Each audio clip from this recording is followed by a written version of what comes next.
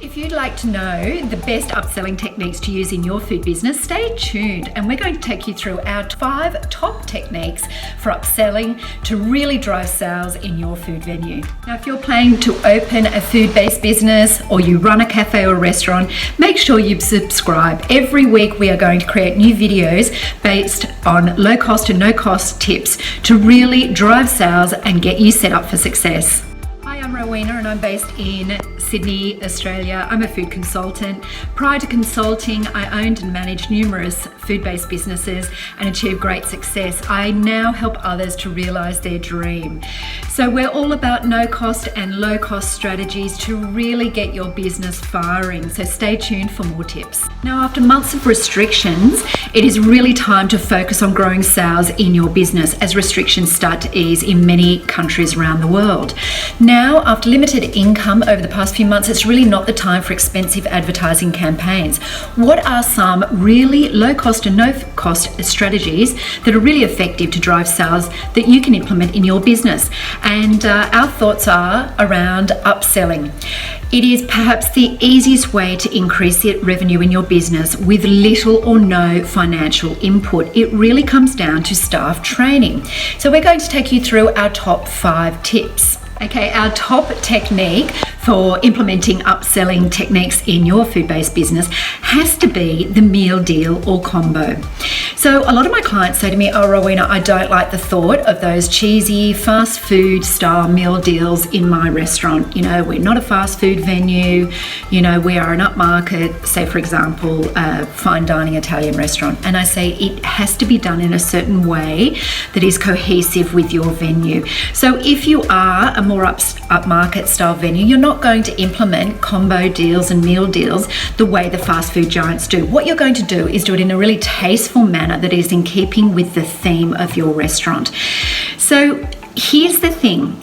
You have to create some type of value-based offer that your customers are going to be receptive to. So using the example of an Italian restaurant, it might be one of your beautiful in-house made bowls of pasta with a glass of wine, and then you advertise it accordingly. The promotions you use to promote these meal deals are in keeping, again, with the style of restaurant or hospitality venue. So for example, if you're a fine diner, it might be an A5 slip of paper outlining the daily promotion, or the pasta of the day with the glass of wine for a set price, and it's slipped into the menu.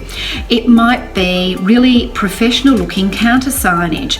If you're a QSR or quick service restaurant where people are coming to the counter to pay and order their meals.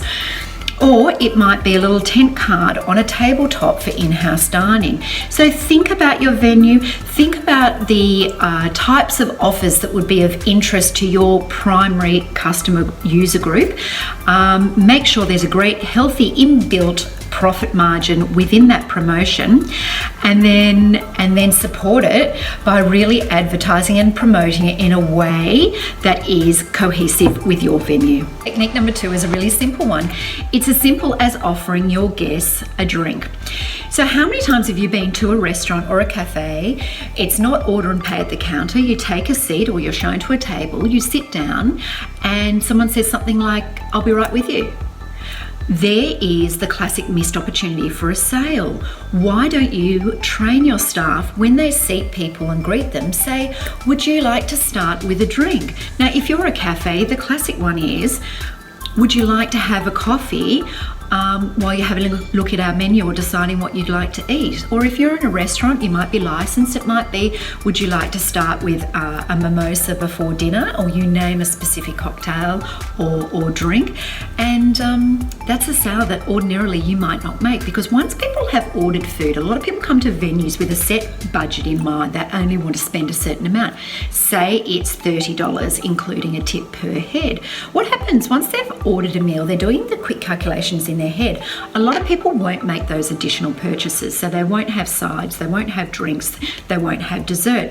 So your staff actually have to be trained to prompt these sales.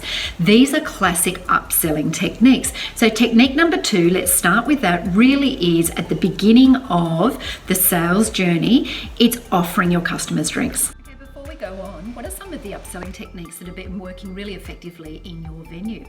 Pop them in the comments below and let's have a read and see what's working really well with other people. Okay, technique number 3 is very similar to technique number 2, where you're offering proactively, getting your staff to offer customers drinks.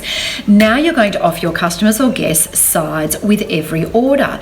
So the classic example is things like sides, salad, fries, vegetables, bread, it might be sauces, anything that is an add-on. If you're a burger place, it might be add-ons to the burger. The classic one is fries, of course, but it might be other condiments like pickles or sauces or particular types of cheese. Every time you make one of those add-on sales, ka-ching, ka-ching, the average transaction value of that guest increases, and that's what we want. Unless you train your staff to actually proactively suggest or make recommendations, what happens is people put in an order and they actually, half the time, they're busy catching up with other people on the table. They don't think about the extras, and there goes the opportunity for you to increase that average transaction value.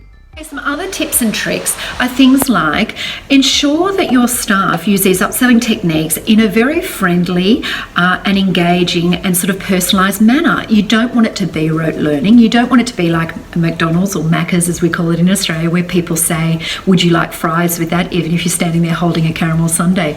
You want the offer or recommendation, first of all, to be relevant to what the person's eating. So is it a side, is it a dessert, is it a coffee or a drink? Think about the time within the order that the staff member's making the recommendation.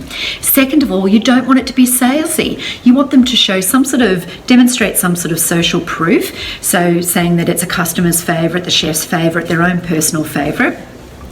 And thirdly is you don't want them to use just questions that elicit a yes or no response. You want those open-ended questions where they also make suggestions or recommendations. What you will find is these upselling techniques really work.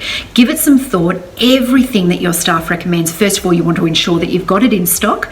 You want to ensure it has a healthy profit margin, and you want to ensure that it is suitable for the time of day or even the weather outside. You don't want them making recommendations of rich, hearty soups as if it's an unseasonably warm day outside. Get your staff to really think, and that's why I don't recommend staff learn sales scripts. They're robotic, but also they're not natural to the environment, and external factors like weather or holiday periods that can influence what people are ordering. Now, if you'd like more tips and tricks on a weekly basis, make sure you subscribe, because we focus on low cost and no cost strategies to really support the growth of your food businesses. Thank you for watching. Make sure you tune in each week for more great tips.